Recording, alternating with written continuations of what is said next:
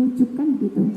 Ternyata dari hasil itu ketara, oh yanya 5, yanya 6, yanya berapa itu kan terus ada kesimpulannya apa itu. Udah sampai di situ kita itu, nggak sampai kemudian bari itu tidak apa nih, bari itu tidak apa nih, enggak ya.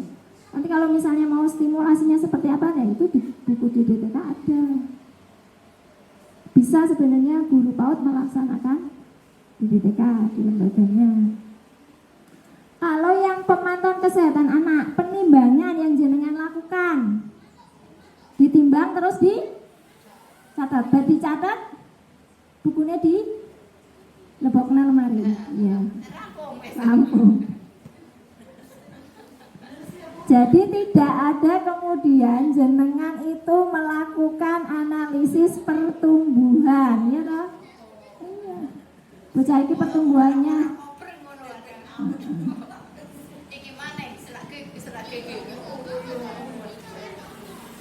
Jadi harusnya pemantauan kesehatan anak itu sampai pada analisis pertumbuhannya. Kan ada grafiknya, wes sakjane iki bar dicatet ki langsung ditutulke wene grafike. Oh, bocah iki ada di yang warnanya merah, warnanya kuning, warnanya hijau. Itu kan kelihatan sudah itu kesimpulan dari pertumbuhannya gitu ya. Pemantauan pertumbuhannya dia apa? Obesitas apa enggak gitu ya. Itu harusnya sampai di sana. Kemudian yang pengasuhan itu meliputi apa saja? Nanti yang bisa jenengan programkan begitu ya, bisa dijadikan program di lembaga parenting kelas kuwi orang melulu DKI materi ini bingung. Materi ini sing apa ya punya sakjane kita itu mau materi parenting kelas kok KIA itu yang paling mudah ya. Itu boleh. Jadi justru itu yang dekat dengan anak, orang tuanya tahu, paham, oh kudune bocah anakku iki umure 3 tahun setengah iki opo. Kok iso ini. Oh nek enggak dia kok belum bisa, berarti kayaknya mengalami keterlambatan. Itu sudah dideteksi sama orang tuanya sendiri. Itu perlu dilakukan gitu ya. Jadi parenting kelas ora cuma kuliah apa, nah orang parenting kelasnya foto-foto tok gitu ya. Makan. Bu LPG. Jadi nggak usah sing muluk-muluk, wah mau parenting kelas, oh mau tak kasih neuroscience bun gitu ya. Itu bisa. Tapi kalau misalnya di bawah gitu ya. Nah, kalau kita lihat ininya ya, kebutuhan dari ya orang tuanya bisa nggak gitu ya. Atau mau dikasih yang sekarang lagi tren apa gitu ya, itu nggak harus seperti itu juga. Jadi kita menyesuaikan gitu ya. Kalau memang bingung, jadi menyesuaikan dengan narasumbernya, SDM-nya itu ada nggak yang mampu menyampaikan. Kalau enggak sama audiensnya gitu ya. Pak gawe parenting yang topiknya itu bagus, tetapi gurunya nggak bisa menyampaikan, nggak punya materinya, ya mendingan yang dekat-dekat gitu. Dikatamke KIA-nya, dikatamke KKA-nya. Itu yang mudah. Kalau misalnya jenengan mau ngasih yang lebih bagus, lebih baik gitu ya, atau lebih kompleks gitu untuk tema-tema parenting, nggak apa-apa gitu, silahkan. Itu bisa membantu jenengan juga menyemangati buat aku kudu sinau gitu, ngerti gitu, aku mau menyampaikan kan gitu. Kemudian di pengasuhan juga bisa hari konsultasi. Ada nggak iso ya hari konsultasi? 24 jam. Wong tuane itu kalau misalnya ada nih hari konsultasi, misalnya hari Sabtu gitu, kadangnya tidak ada yang datang. Tapi kalau nggak diprogramkan begitu gitu ya, WA Sridil Jepri ngono. Itu apa? Berarti insidental gitu. Ya muncul nanti di program ya hari konsultasi setiap hari ini, tetapi pelaksanaannya 24 jam gitu kan. Itu di lapangannya memang begitu. Orang tua itu kadang itu jam 9 malam gitu ya terus. Tapi ya nanti kalau nggak dibalesin itu ya maaf ya bun gitu, besok pagi waktu sudah bunda longgar nggak apa-apa. Gitu. Kemarin itu sampai jam setengah 12 itu gara-gara saya habis vaksin kan nggak bisa tidur. Nah itu April terus gitu ya kan mau nggak mau saya balas ya akhirnya. Ya betul. Ya ada SOP-nya ya di lembaga itu bahwa tidak boleh tidak balas WA orang tua. Iya betul. Ya karena itu kan dalam rangka kita membangun kemitraan. Iya. Iya.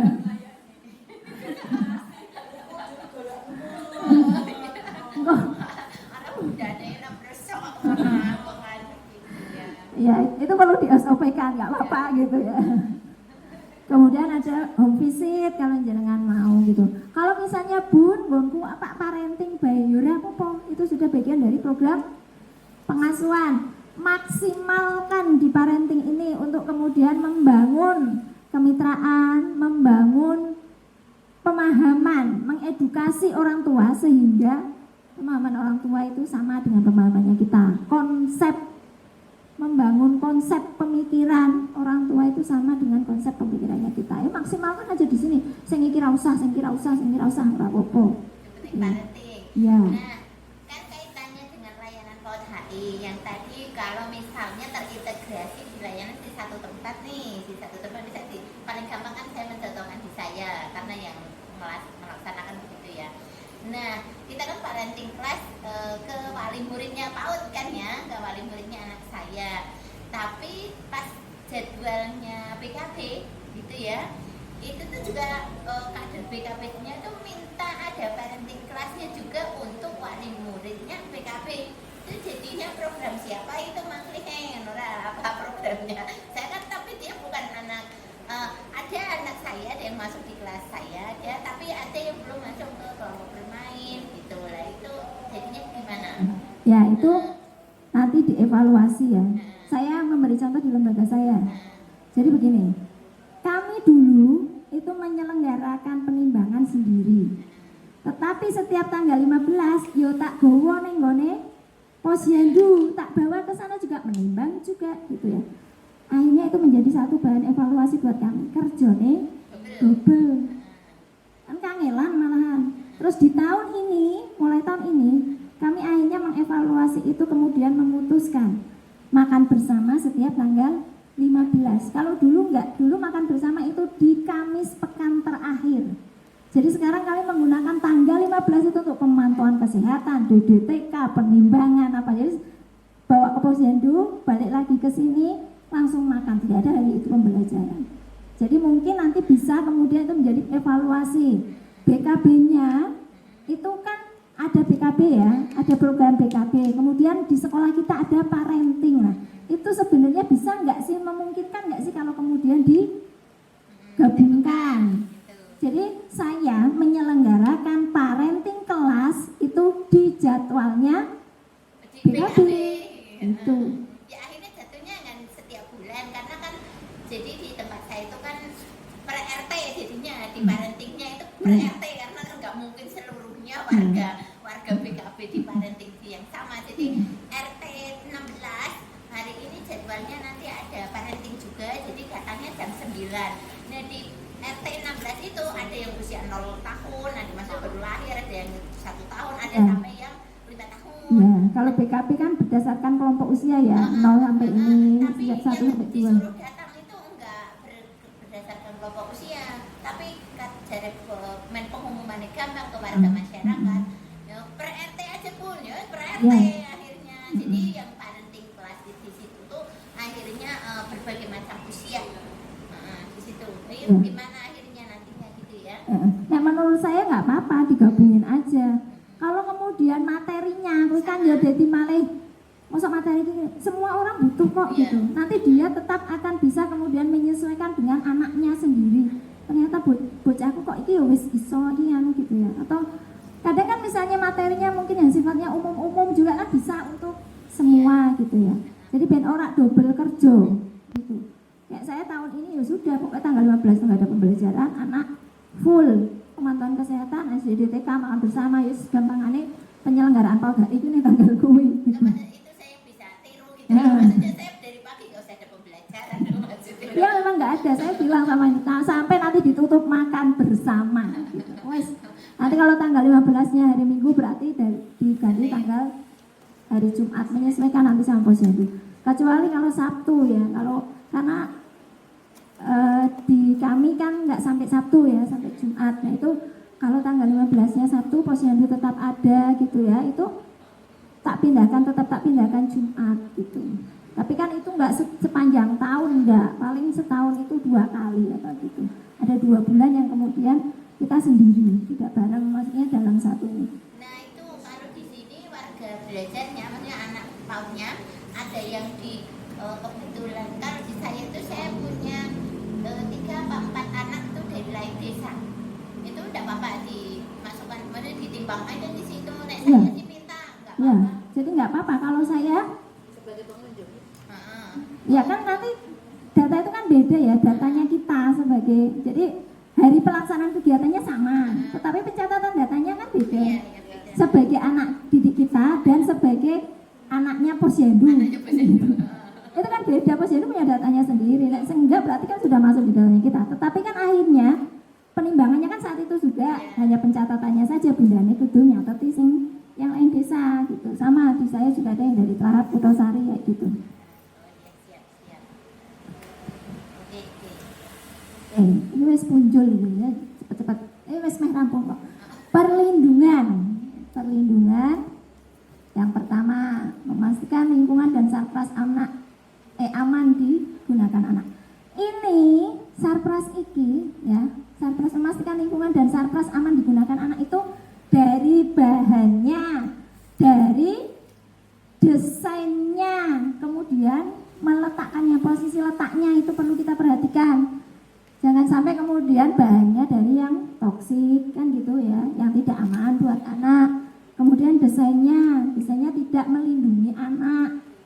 Misalnya ini ada ya masih yang tumpul yang lincip-lincip gitu ya. Itu nanti sambil jalan dibuangi gitu ya. Nah kalau sudah ini kan sudah tahu nih gitu, mengilmui kan gitu ya. Kemudian yang kedua, kelas inspirasi. Misalnya kelas inspirasi itu kita mau mengundang yang itu loh, misalnya ke Pak Polisi kayak gitu, itu kan kelas inspirasi. Atau puncak tema bisa gitu. Itu perlindungan, bagaimana anak bisa melindungi dirinya sendiri, nggak boleh senang-senang. Jadi anak itu jangan sembarang uang mau dicium gitu ya.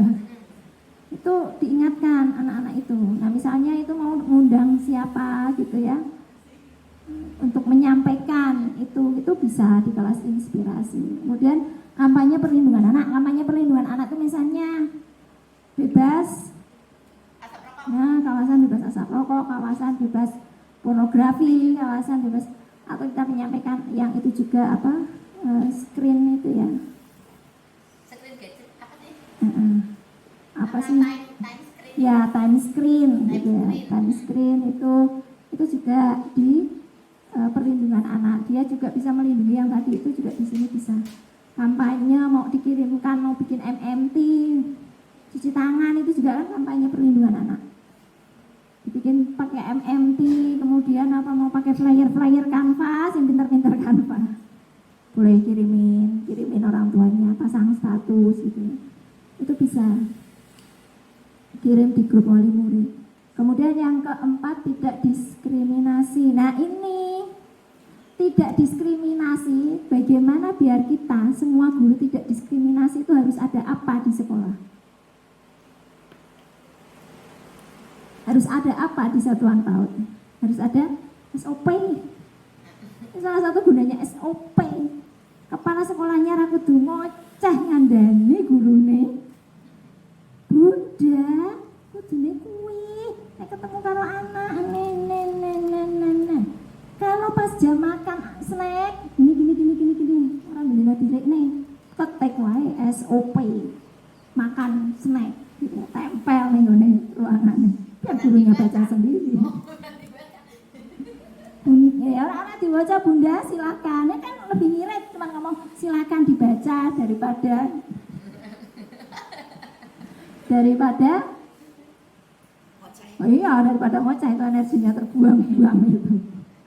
Nah biar tidak diskriminasi. Ya, ini juga yang kan memperlakukan anaknya, bukui anaknya Bu Lurah, bukui anaknya Pak Camat gitu kan diperlakukan sama. Dan di tempat saya itu ada anaknya Bu Lurah, ada anaknya Pak Camat.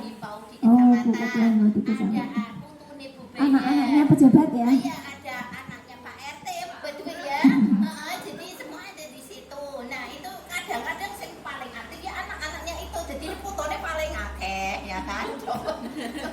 apa itu ya, pengakuan dosa. Nah tapi kadang, nah ini akhirnya saya harus, untungnya karena dokumentasi selalu ada gitu ya. Oh kita ini kurang fotonya, ya sekarang nyampe ini mbak Dewi gitu akhirnya. Kalau itu kan karena aktivitasnya orang tuanya ya, maksudnya keaktifan orang tuanya untuk melaporkan kegiatan dia anak di rumah gitu. Mungkin juga sing semangat kan, orang-orang yang seperti itu mungkin kan orang-orang yang sering bergaul begitu ya, tahu itu kan. Jadi merasa butuh nih, aku merasa ini kegiatannya anakku kayak gini tuh sakjane nek menurut perkembangannya anak usia dini ini kayak ngopo sih, tak kirim bae gurune gitu ya, biar dianalisa sama gurunya. Dan gitu, ya itu diperlakukan sama. Nah yang terakhir adalah terlindungi dari kekerasan fisik dan verbal. Verbal kadang sing kita itu nggak kroso, anaknya ya dibully. Jadi nggak, kalau kekerasan fisik ketoro ya dicowek ya, yuk bunda gitu ya, kepala sekolah bisa langsung itu ngilik nih gitu ya. Nah, tapi nek kekerasan verbal, dut, gitu ya, itu kekerasan verbal itu kadang kita nggak terasa gitu ya, nggak kerosong undang sambil dut. Nah, itu perlindungan itu harus kita penuhi gitu ya. Ini sama, kalau kita baru bisa nanti mengimplementasikan yang 1, 2, 3 ya nggak apa-apa, atau 1, 2, 4 atau 4 sama 2 atau 1 sama 4 doang gitu ya, nggak apa-apa, asalkan memang apa yang kita rencanakan itu akan kita laksanakan gitu ya. Ini kesejahteraan, nah ini yang tadi ya, yang kesejahteraan itu apa? Ada nggak sih, sudah ada nggak sih di kita sudah melakukan nggak sih? Oh ternyata sudah melakukan, tetapi belum tercatat dalam dokumen program gitu. Nah itu berarti, oh berarti besok ini harus saya masukkan ini gitu. Ada advokasi dokumen anak, memberikan perhatian khusus psikologis, ini maksudnya misalnya anaknya ada yang baru ditinggal bapak ibunya situ, ada cerita terus gitu. Nah, kemudian misalnya ada bantuan biaya pendidikan. ya, bantuan biaya pendidikan. Misalnya jangan punya anak yatim, jangan punya programnya, saya ada, oh yang yatim itu free, hanya bayar snack misalnya gitu, atau hanya bayar seragam, yang lainnya gratis, SPP gratis gitu. Itu kan sebenarnya jenengan sudah melakukan, tapi ternyata belum terprogram. Ora ning kurikulum yo ora ono, ning program tahun ora ono, ning program tahunan yo ora muncul gitu. Nah, itu perlu dimunculkan untuk besok gitu ya. Kemudian yang kesejahteraan psikis kuwi misalnya memuji anak, memberikan dukungan, motivasi, menghargai, memberikan penghargaan kepada anak, dan anak kuwi jadi dia percaya dirinya tumbuh gitu. Itu ini terakhir koyone ya. Aku nggak lupa soalnya. Nah, implementasi PAUD HI membutuhkan kerjasama banyak pihak, ya kan? Nggak bisa hanya dilakukan oleh satuan PAUD, apalagi satuan PAUD sing gurune cuma loro, gurune cuma siji, gitu ya. Nah, disinilah peran satuan PAUD sebagai titik kumpul. Maksudnya titik kumpul itu karena bocah kuwi adalah anak didiknya kita, maka kita yang kemudian berusaha untuk mengintegrasikan banyak pihak itu tuh, yang menghubungi ke sana, menghubungi ke sini, gitu, untuk kemudian memberikan layanan yang tadi, untuk mengintegrasikan semuanya dalam upaya memenuhi kebutuhan esensial anak. Selamat mencoba. Urung terima kasih ya, sih. Mama Suwati terima kasih orang. Rampung ya, selesai. Nah, selamat mencoba mengimplementasikan. Kalau ada kesulitan dengan memprogramkan, silakan tanya. Ya. Boleh WA enggak? Boleh. Boleh. Nanti minta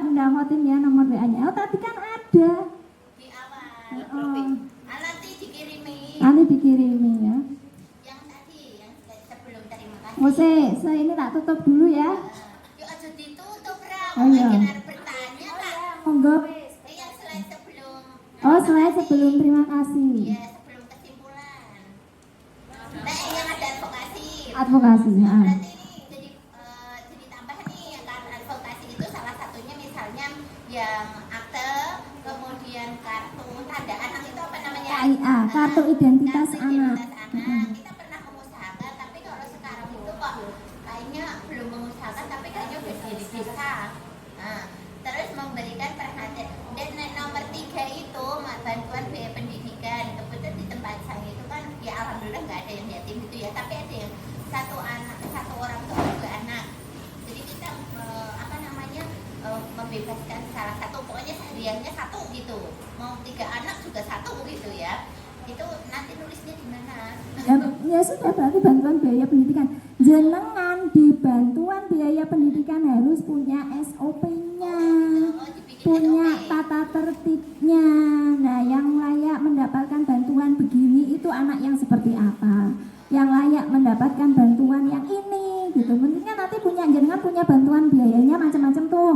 Ada yang bebas snack, bebas sahriah, bebas semuanya. Gitu nah, gratis tis itu yang bagaimana gitu kan? Itu jenengan punya. Nah, program itu tersosialisasi ke orang tua. Misalnya dari pertama harus berdasarkan pengajuan, berarti ternyata yatim tapi tidak mengajukan, gitu kan? Nah, berarti jenengan harus punya formulirnya, misalnya begitu. Atau enggak, ya wis lewat lisan, tapi ada pengajuannya. Barangkali, Bu, anakku yatim, tapi aku Pak bayar full kabeh, ora apa-apa, nggo sedekahku dinggo lembaga itu. Ya enggak apa-apa, kan gitu. Oke. Terus yang terkait nomor 2, guru PAUD itu kan memang juga ya perangkat psikolog gitulah ya, sok-sokan gitu ya. Tapi ada satu yang saya enggak bisa. Ya itu karena kan memang permasalahannya rumah tangga gitu ya. Kalau tadi misalnya orang tuanya meninggal kan rada agak itu ya, tapi karena jadi ceritanya gini, tema kan diriku ya, membahas tentang identitasku. Kita kirim nih RPP ke orang tua. Saya bisa menulis namaku gitu ya. Nah, suatu hari itu ibunya itu ngasih akte ke anak. Mas, ini namamu lengkapnya, tanggal lahirnya, nama ayah dan ibu. Kebetulan kan sudah broken home ya. Anaknya nulis namanya, nama ibu, tanggal lahirnya, dan nama bapak. Nama bapak ditulis sampai berbeng gitu ya. Kenapa nggak mau? Soalnya bapak wis karo kae gitu ya. Menyebutkan satu nama perempuan begitu ya. Jadi sebelum hari raya itu si bapak itu terbiasa masih video call anak, masih jemputin anak, bla bla bla masih. Setelah ceritanya bertunangan dengan seseorang, akhirnya quality time-nya dengan anak tidak pernah sama sekali, harus dikat. Sampai suatu hari ibunya tuh menulis nama dirinya, nama ibu, nama ayahnya, sama anaknya ditulis ditambahi EDAN. Ya gitu. Nah ini keprepon pun saya akhirnya. Nah itu kan saya tidak bisa menjawab kecuali kalau harusnya menjalin komunikasi kedua orang tua dan akhirnya orang tua yang perempuannya itu yang nggak mau juga menjalin komunikasi dengan bapaknya. Ya. Jadi yang di sini yang kita bahas itu adalah subjeknya siapa? Anak. Berarti ketika kemudian kita memberikan perhatian juga perhatian ke anaknya, terlepas kemudian dia ada punya latar belakang keluarga yang kita membantu penyelesaiannya kalau ada konsultasi orang tuanya begitu ya, maksudnya orang tua berbagi. Tetapi yang dimaksudkan di sini kesejahteraan ini adalah memberikan perhatian khusus. Berarti kita tahu anak ini butuh perhatian yang berbeda kan begitu dari temannya. Berarti dia perlu, karena itu adalah bagian dari yang bisa mensejahterakan dia secara psikis, secara psikologis gitu ya. Jadi ya berarti kita kasih perhatiannya lebih. Kalau kemudian dia kayak tadi misalnya nggak mau, ya sudah berarti dicukupkan, dia tidak perlu menuliskan nama bapaknya. Jadi kita memberikan perhatian ke anaknya, bukan perhatian ke bapaknya ya. Ya masa sampai segitu peliknya gitu kan ya, siapnya itu. Ada nak gurune anu jadi psikolog, psikiater, jadi dokter. Gitu-gitu lah akhirnya ya pokoknya. Ya, jadi ke anaknya ya kita maksimalkan untuk memberikan perhatian itu ke anaknya gitu. Nah, ini kalau misalnya nanti mau didokumenkan, jadi narasinya seperti apa ini Jadi di programnya? sampai cerita itu ya. Ya. Oke. Gitu ya.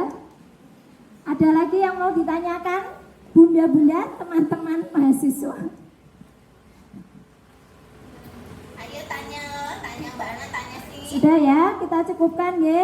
Terima kasih dari saya, terima kasih sudah panjenengan sudah mengikuti kegiatan dengan atensinya yang bagus ya. Semoga nanti lain waktu kita bisa ketemu dalam topik pengkajian yang lain ya. Nih, terima kasih sekali lagi, mohon maaf jika dalam penyampaian ada yang kurang berkenan. Bila itu wal hidayah. Wassalamualaikum warahmatullahi wabarakatuh.